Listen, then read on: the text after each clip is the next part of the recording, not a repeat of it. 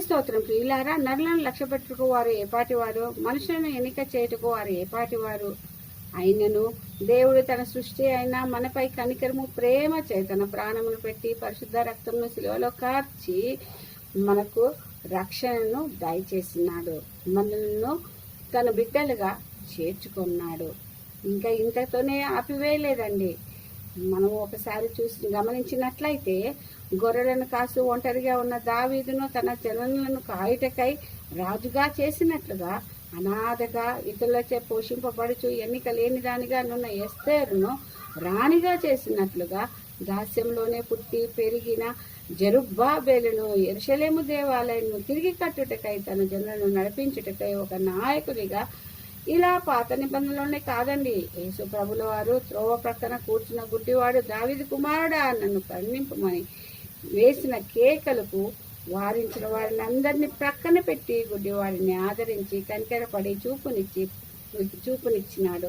అదేవిధంగా పక్షపాతంతో 36 సంవత్సరముల నుంచి కోనేటి వద్ద కుమిలిపోతూ ఎవరికి నాపై దయ కలగట్లేదే, ఎవరైనా దయ కలిగినతో సహాయం చేసినప్పుడు నేను నా పక్షవాతను పోగొట్టుకుంటానే అని ఆలోచిస్తూ ఎదురు చూస్తున్నటువంటి లేవలేని స్థితిలోనున్న వాణిని వద్దకు తానే స్వయంగా వచ్చి నడిపించినాడు మన ప్రభువు. అదేవిధంగా ఇప్పుడు కూడా నీ వారిచే ఆదరింపబడక అనాథగానున్న ఎన్నికలేని వారిగా ఉన్న ఒంటరి జీవితం గడుపుతూ ఉన్న వారికి ఆరోగ్యంలో క్షీణతను అస్వస్థతను కలిగి ఉన్న వారిని కూడా దేవుడు ఆదరించేవాడుగాను, కష్టపడుతూ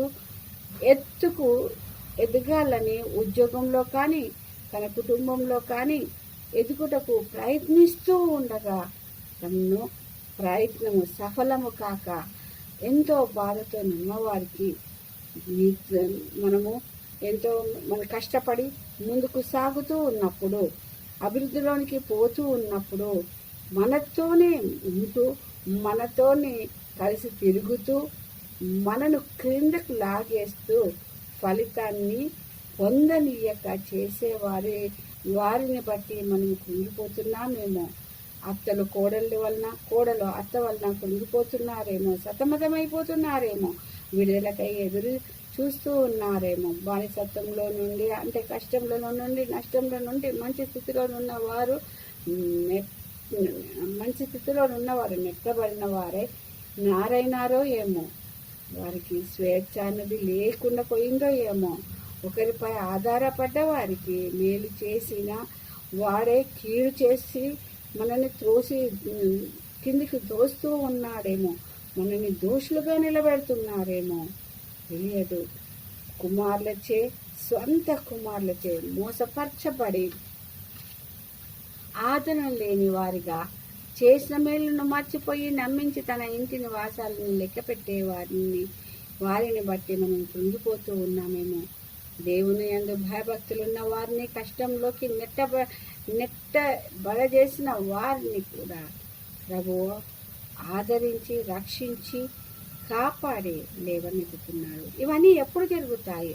ఎప్పుడైతే మనము ఎస్తేరు వలె యెహోవా యందు విశ్వాసముంచి ధైర్యంలో తోడనియో రక్షకుడనియో రక్షించేవాడనియో కార్యములను జరిగించేవాడనియో దృఢ నిశ్చయతను కలిగిన వారమై ప్రభు సహాయమునకు మనకు అండగా నుండి మనల్ని కదల్చనీయరనేసి తన బిడ్డలకు వ్యతిరేకంగా ఏ ఆయుధంలో వర్తిల్లింపజేయడని ఉపవాసముని శక్తిని పొందుకుంటామని తను ఎస్తేరు ఏ విధంగానైతే పొందుకున్నదో ఆ విధంగా మనము దేవుని యందు విశ్వాసము కలిగి ఆయనపై ఆధారపడినట్లయితే విజయంను పొందుకుంటాము. అదేవిధంగా తన కష్టంలో ఉన్నప్పుడు సహాయం చేసిన వారిని మరొక సహాయం చేసి తన సంస్థానంలో వారికి మంచి స్థానములను ఆదరించి గౌరవించి భోజనపు బల్ల యొద్ద వారు ఉండుటకై సదాకాలము ఉండుటకై అవకాశం ఇచ్చి దేవుని మాటకు లోబడిన వాడై తనను తాను తగ్గించుకున్న వాడై తనను చంపచూచిన శత్రువులకి ప్రాణభిక్షను పెట్టి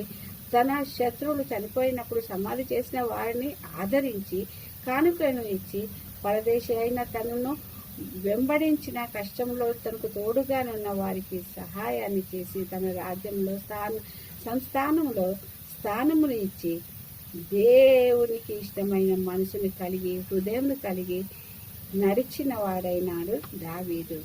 ఇలాంటి లక్షణంలో మనము కలిగి ఉన్నప్పుడు మనను దేవుడు లక్ష్య పెడతాడు. మనకు ఎన్నిక చేసి మనల్ని ఆదరించి మనల్ని పై స్థానంలో ఉండేలాగా మనకి సమస్తమును కలగజేస్తాడు దేవుడు. ఆ విధంగా చేయుటకు మనము ఆ విధంగా జీవించుటకు మనము ఆ ఆధిక్యతను పొందుటకు పరిశుద్ధాత్మ తోడు సహాయం మనకు అనుగ్రహించి మనల్ని ఆ దారిలో నడిపించి ముందుకు నడిపించినట్లుగా మనము ప్రార్థిస్తాము. ఈ కొద్ది వాక్యములు దేవుడు దీవించును గాక. ఆమేన్, ఆమేన్, ఆమేన్.